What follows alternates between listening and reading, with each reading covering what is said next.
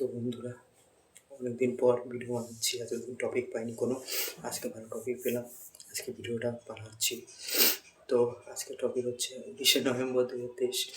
তো সবাই জানে, বেশিরভাগই জানে সবাই, যে যারা ক্রিকেট লাভার তারা তো জানবেই, আর সবাই জানার কথা। তো 20শে নভেম্বর 2023 আমরা একটা জেতা ম্যাচ, ওয়ার্ল্ড কাপ ফাইনাল জেতা ম্যাচ হেরে গিয়েছিলাম। তো কী করে সেটা জানি না, পুরা ইয়াতে ছিলাম, কনফিডেন্সে ছিলাম যে জিতবো, কিন্তু হেরে গেলাম লাস্টে শেষে, কী করে সেটা জানি না। তো খুবই মন খারাপ ছিলাম, খুবই মানে আমার একার না, সবার মন ভেঙে গিয়েছিল ওই দিন। তো কী করা যাবে আর, ওয়ার্ল্ড কাপ ফাইনাল হারলে একটু তো ব্যথা লাগে বুকে, সেটা লেগেছে। তো কী করা যাবে আর, পরপর 10টা ম্যাচ জেতার পরে একটা ম্যাচের জন্য ওয়ার্ল্ড কাপটা আমাদের এসেও আসলো না।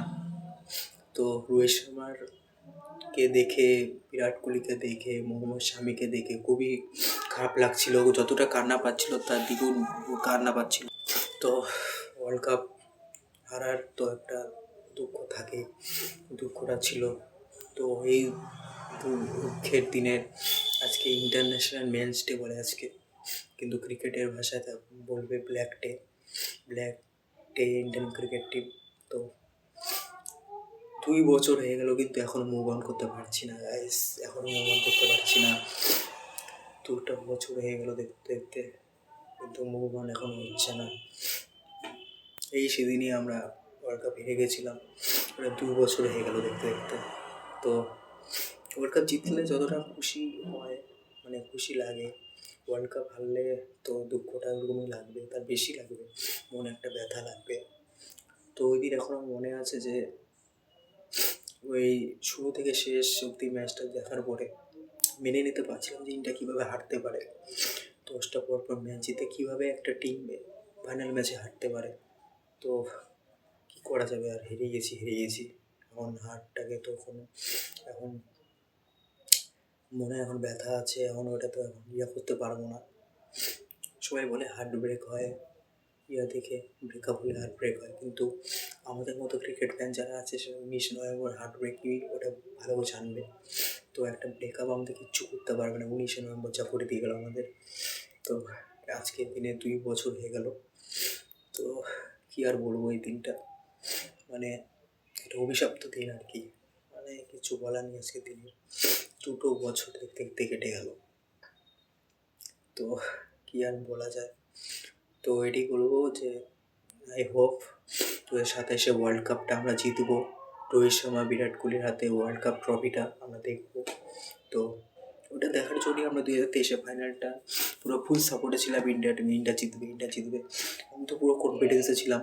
তোমরা কি ছিলে, তোমরা কীরকম কনফিডেন্সে ছিলে কমেন্টে জানাবে। কিন্তু আমি তো খুব ভালো কনফিডেন্সে ছিলাম যে ইন্ডিয়া জিতবে, ইন্ডিয়াকে জিততেই হবে, ইন্ডিয়াকে ওয়ার্ল্ড কাপ জিততে হবে। ওয়ার্ল্ড কাপ এত বছর পর, 4 বছর পর আসে, 12 বছর পর ইন্ডিয়াতে ওয়ার্ল্ড কাপ ছিল, ইন্ডিয়াতে ঘরের মাটিতে ওয়ার্ল্ড কাপ ছিল, কী করে হারলাম আমরা এখনও এটা মেনে নিতে পারছি না, ইন্ডিয়া হেরে গেছে। তো কী করা যাবে আর, হেরে গেছি। তো 2027 ওয়ার্ল্ড কাপ আমরা জিতি, কিন্তু 2027 ওয়ার্ল্ড কাপ জিতি হারি সেটা কোনো ফ্যাক্টর পড়বে না, কিন্তু রোকো আমাদের ছেড়ে চলে যাবে, এটা আমি গ্যারান্টি দিতে পারি। 2027 ওয়ার্ল্ড কাপ অবধি আমরা বিরাট কোহলি, রোহিত শর্মাকে খেলতে দেখতে পারবো। 2027 ওয়ার্ল্ড কাপের পর দুজনেই রিটায়ারমেন্ট নিয়ে নেবে।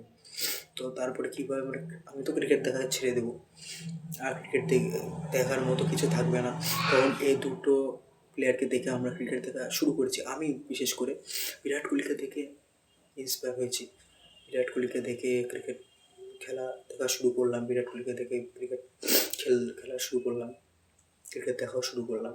তো এরা যদি থাকবে না তো কার জন্য আমরা ক্রিকেট দেখবো। As a Virat Kohli fan, Rohit Sharma fan, তো আমি তো দেখা ছেড়ে দেবো, ইন্ডিয়া খেলা দেখা আমি ছেড়েই দেবো। আমি সত্যি বলতে T20 খেলা দেখি না, টেস্টও দেখি না। এখন ODI তো ওরা দুইজন আছে, যতদিন আছে ততদিনই দেখা, তারপরে শেষ দেখা।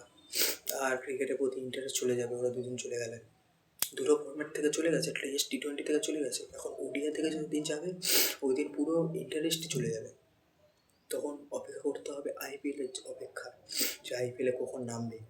তো সো এখন I hope 2027 world cup India জিতে একটা ভালো প্লেয়ার রোল পাবে রোকো, তারপর রিটায়ারমেন্ট নেবে, এটাই আশা। তো 2023 ওয়ার্ল্ড কাপ জিতলে তো একটা ভালো প্লেয়ার রোল পেত, কিন্তু কী করা যাবে, হেরে গেছে, কিছু বলার নেই, কিছু করারও নেই আমাদের। তো আজকে ভিডিওটা এইটুকুই ছিল, এই বিষয়ে ছিল। তো পরের ভিডিওতে দেখা হচ্ছে। তো আজকের মতো ধন্যবাদ, গুড বাই, সি ইউ।